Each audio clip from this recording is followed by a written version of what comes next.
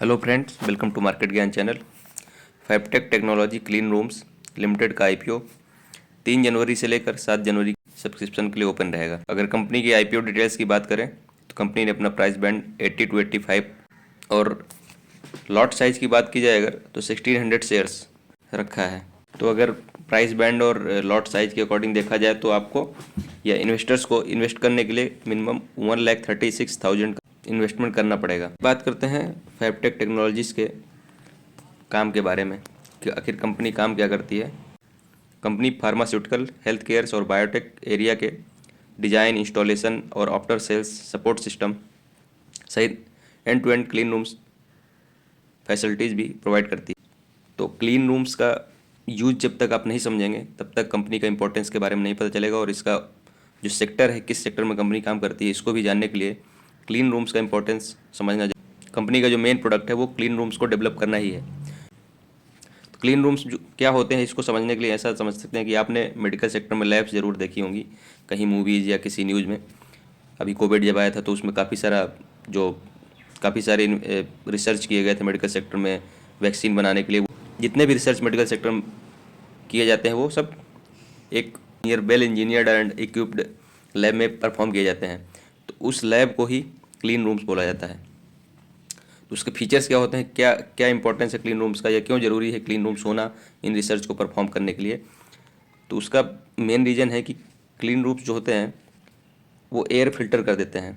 मतलब बाहर का जो एयर है जिसमें डस्ट है या एयरबॉर्न जो पार्टिकल्स होते हैं उनसे उस लैब को सेपरेट कर देते हैं। ये इंपॉर्टेंट है कि बाहरी इन्वायरमेंट से लैब का इन्वायरमेंट सेपरेट रहे, और एयर फ्लो भी बहुत अच्छे से मेंटेन किया जाता है। वो भी एक रीज़न है क्लीन रूम्स बनाने का। टेम्परेचर, कितनी ह्यूमिडिटी रहेगी, प्रेशर कितना रहेगा, ये सब मेंटेन करना लैब के अंदर बहुत इंपॉर्टेंट हो जाता है किसी भी केमिकल रिएक्शन को कराने के लिए। रूम को फ्री ऑफ कंटामिनेंट्स, जो ये डस्ट हुए, माइक्रोब्स हुए, इन सब से कंटामिनेटेड रूम नहीं होना चाहिए, ताकि बहुत अच्छे से रिसर्च जो मेडिकल सेक्टर में चल रही है उसको परफॉर्म किया जा सके। तो आपने इंपॉर्टेंस जान लिया होगा क्लीन रूम्स कितने इंपॉर्टेंट हैं, और कंपनी भी उन्हीं क्लीन रूम्स को ही डेवलप करने का काम करती है। तो कंपनी का काम तो बहुत अच्छा है, क्योंकि मेडिकल सेक्टर तो हमेशा ही प्रेजेंट रहना है और ग्रो करते रहना है और एडवांस ही होते रहना है, और रिसर्च हमेशा ज़रूरत पड़ती रहेगी। अनलिस्टेड मार्केट में यानी ग्रे मार्केट प्रीमियम कंपनी का इस प्रेजेंट में, मतलब अभी आज 2 तारीख है और कल यानी 3 तारीख को कंपनी का आईपीओ के लिए ओपन होगा अप्लाई करने के लिए। उससे पहले ही कंपनी का जीएमपी 50 रुपये हो गया है। मतलब लगभग 59% के प्रीमियम पे आईपीओ सब्सक्रिप्शन के लिए ओपन होने के पहले ही ट्रेड कर रहा है। कंपनी का जीएमपी इन फ्यूचर जो 7-8 दिन के लिए ओपन रहेगा 3 से 7 तारीख तक, उसमें नहीं बढ़ता है तो भी आपको 59% का अच्छा रिटर्न ये आईपीओ बना के देगा।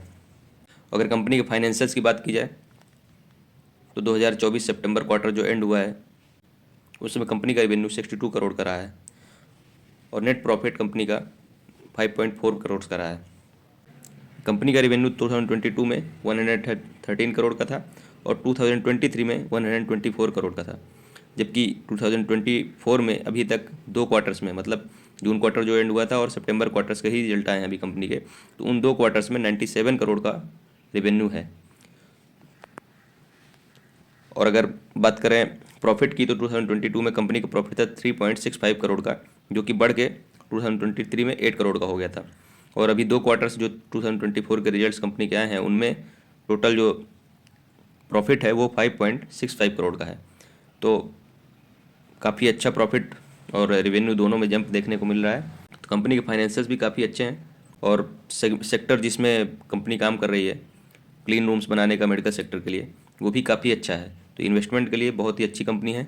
और जीएमपी की बात की जाए उसमें भी लगभग 60% के प्रीमियम पे अभी कंपनी ट्रेड कर रही है, और जीएमपी लगभग 50 रुपये का चल रहा है। तो काफ़ी अच्छा फ्यूचर है। अप्लाई करने के लिए इस कंपनी में आप देख सकते हैं। धन्यवाद, मिलते हैं अगले वीडियो में।